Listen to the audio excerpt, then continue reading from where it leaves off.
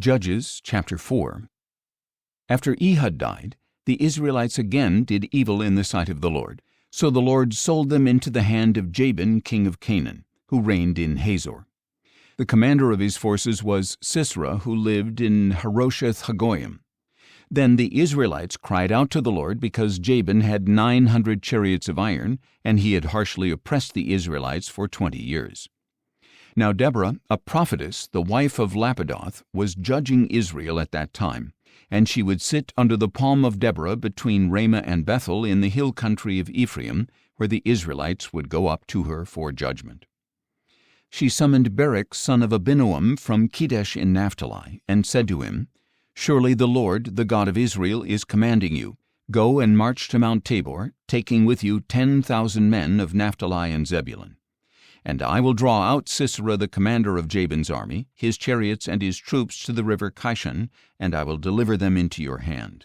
Barak said to her, "If you will go with me, I will go, but if you will not go with me, I will not go."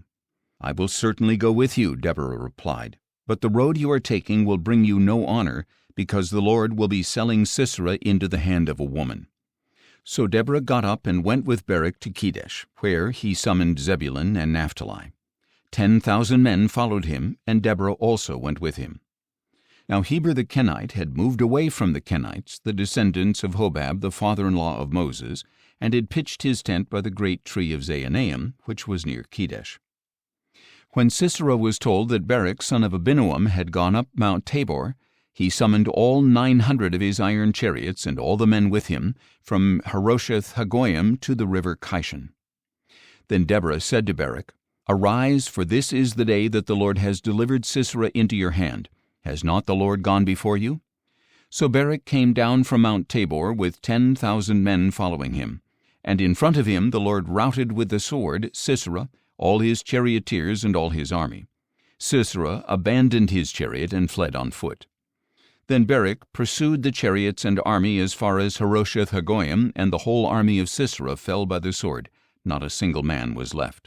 Meanwhile Sisera had fled on foot to the tent of Jael, the wife of Heber the Kenite, because there was peace between Jabin king of Hazor and the house of Heber the Kenite.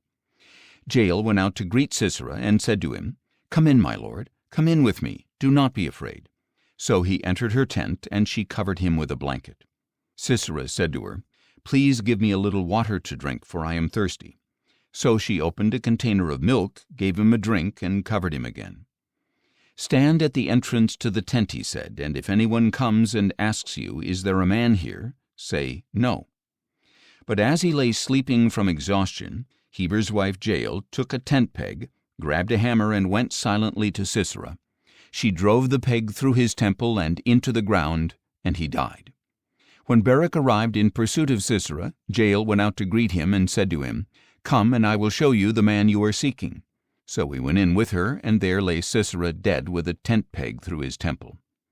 On that day God subdued Jabin king of Canaan before the Israelites, and the hand of the Israelites grew stronger and stronger against Jabin king of Canaan until they destroyed him.